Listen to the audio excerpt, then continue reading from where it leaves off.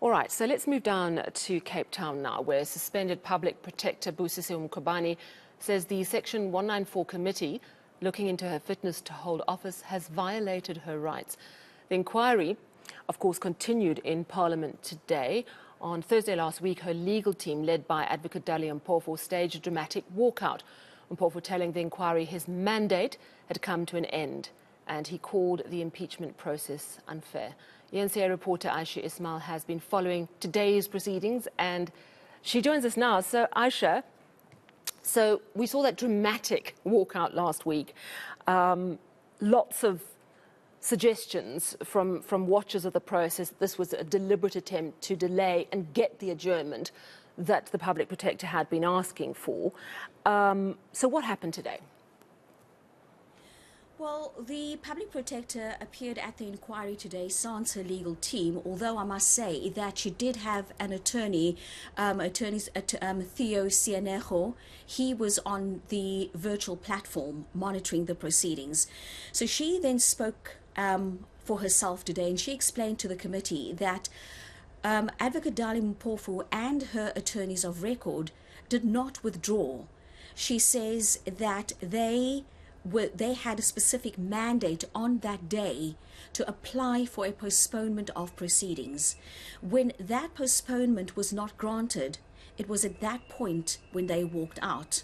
Now, she found it very difficult to explain the walkout, but she is adamant that she is still being represented by Advocate Dali Mpofu and by Sianejo attorneys, and that they will be back, but they will only be back on the 7th of November because they are dealing with other matters, as she put it, other pressing matters, and this pertains to her constitutional challenges.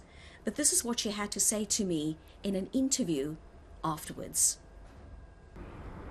And I've responded on Friday that their mandate on that day was to apply for postponement.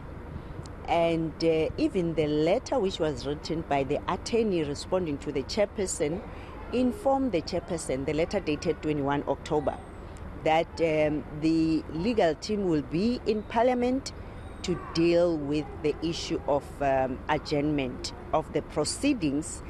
And I think you've heard the application which was made by SC. And as well, after that, the SC said, what we came here for, it has been done. So then they left. I remained behind because I am accountable to Parliament, and I think I indicated that, I didn't expect that, okay, they would leave immediately, but then not to say they were walking out or they were withdrawing. Unfortunately, then things were just blown out of proportion, that they have withdrawn or they have walked out. That's all what they were doing on that particular day. That's very puzzling, very interesting explanation. She then, after explaining this, she asked for a postponement again today, if I'm not mistaken, or she asked to be excused. That didn't happen. So talk to me about what happened then with the rest of the inquiry.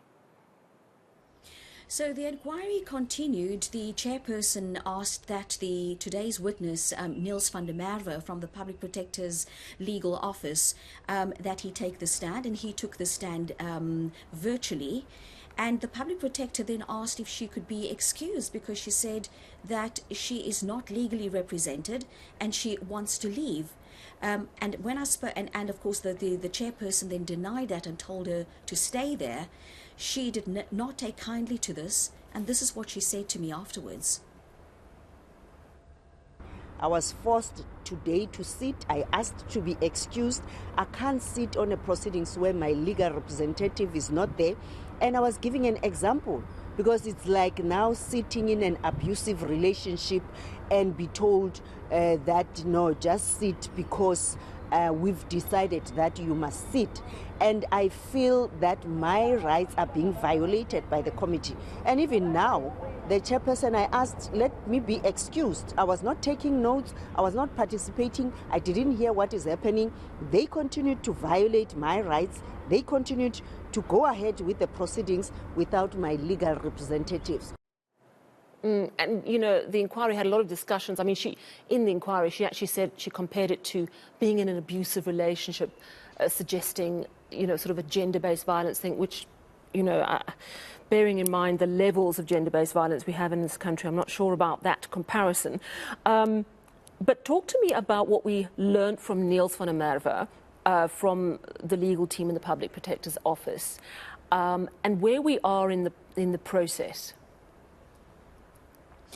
So Niels van der Merwe was talking about certain invoicing, and he talked about how there were invoices that he had come across, talking about how consultants were hired to write stories to put the Public Protector in a positive light. But what's also interesting is that, again, Sally, I just need to tell you this, that when I spoke to the Public Protector later, she also said to me that she is not engaging in delaying tactics. In fact, she says that she wants to have a day.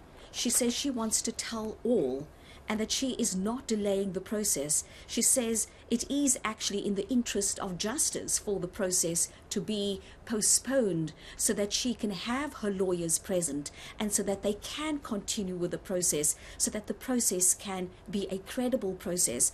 However, we know since the start of this inquiry, Advocate Dali Mpofu has always maintained that this process is illegal, and that he even called the committee illegal.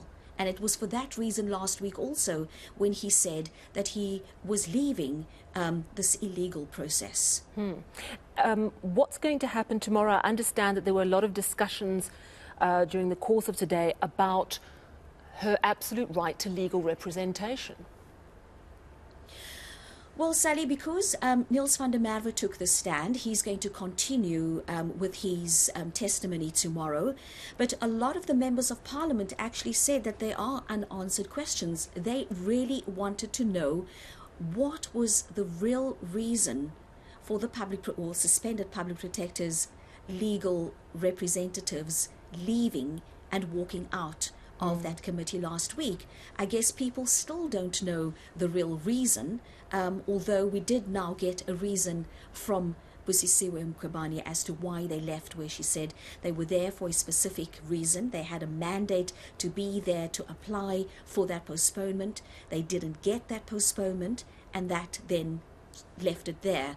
Although she says that they will continue to represent her going forward. All right. So they're not back tomorrow, but proceedings continue tomorrow. Thank you very much for that update, eNCA reporter Ayesha Ismail in Cape Town.